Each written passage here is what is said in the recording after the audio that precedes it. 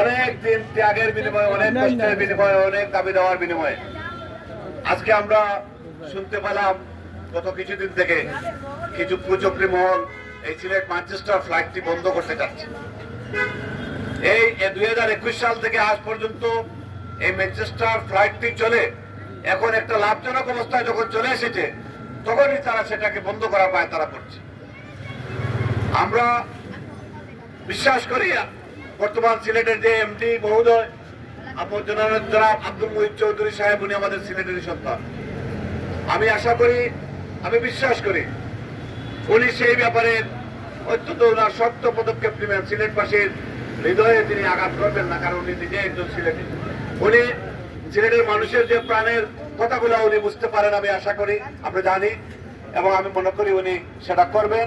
এবং যদি কোনো ধরনের চিন্তা ভাবনা থেকে থাকে সেটা থেকে ওনারা যাতে সরে আসবেন সেটা আমরা বিশ্বাস করতে চাই। আমরা আজকে এই ম্যানচেস্টার ফ্লাইটের জন্য আমাদের জামালউদ্দিন সাহেবের নেতৃত্বে আমরা একটা স্মারকলিপি দিয়েছি। আপনাদের সবার পক্ষ থেকে এই সিলেটের ম্যানেজার সাহেবকে, জনাব শাহনেওয়াজ মজুমদার সাহেবকে, উনি স্মারকলিপিটি গ্রহণ করেছেন এবং বলেছেন যথাযথভাবে কর্তৃপক্ষের কাছে তিনি হস্তান্তর করবেন এবং আমাদেরকে আশ্বস্ত করেছেন উনি ব্যক্তিগতভাবে তাদের সাথে কথা বলবেন উপরের দিকে বিমানের এমডি মহোদয়ের সাথে, যাতে এই ফ্লাইটটি চালু না করার জন্য, চালু থেকে বন্ধ করা থেকে বিরত থাকার জন্য। আমরা এখন বলতে চাই বাংলাদেশ জাতীয়তাবাদী দলের পক্ষ থেকে, যেহেতু আমরা রাজনীতি করি, মানুষের জন্য রাজনীতি করি, প্রবাসীরা আমাদের একজন সম্পদ। বিগত এই ফ্যাসিস্ট হাসিনা বিরোধী আন্দোলনও এই প্রবাসীরা যথেষ্ট অবদান রেখেছে।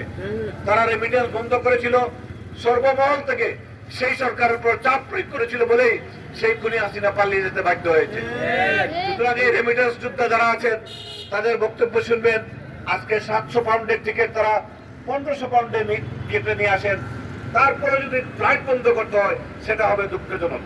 আমি বিশ্বাস করি শুধু ফ্লাইট নয়, অবিলম্বে যাতে কার্গোর প্রথা চালু হয়, যেটা আগে ছিল আমাদের বিগত বিএনপির সময়ে কার্গো ছিল, সেটাও যাতে চালু হয়। আমরা ইতিমধ্যে কথা বলেছি, আমরা আরো বলবো, সেটাও যাতে চালু হয়। মানুষের, আমাদের প্রবাসী অধ্যুষিত এই সিলেট অঞ্চল, যেখান থেকে মানুষ প্রবাস থেকে অনেক জিনিসপত্র নিয়ে আসে, যাতে কম খরচে মানুষকে জিনিসপত্র নিয়ে আসতে পারে, এখান থেকে আমরা কম খরচে যুক্তরাষ্ট্রে জিনিসপত্র দিতে পারি।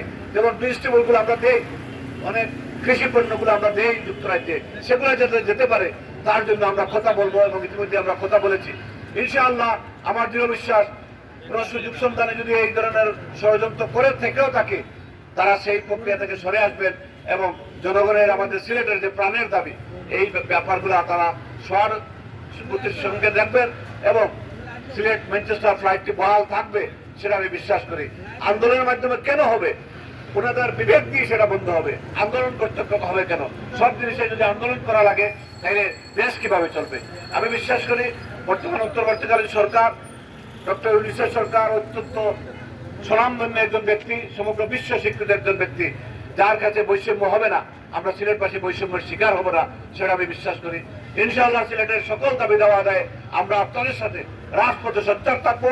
তেমনি পাশাপাশি আমরা উপরের মহলের যতটুকু যোগাযোগ সম্ভব আমরা সেটা করে সিলেটের সকল দাবি দেওয়া আন্দোলনে আমরা অগ্রগামী ভূমিকা পালন করবো সিলেট জেলা বিএনপির পক্ষ থেকে।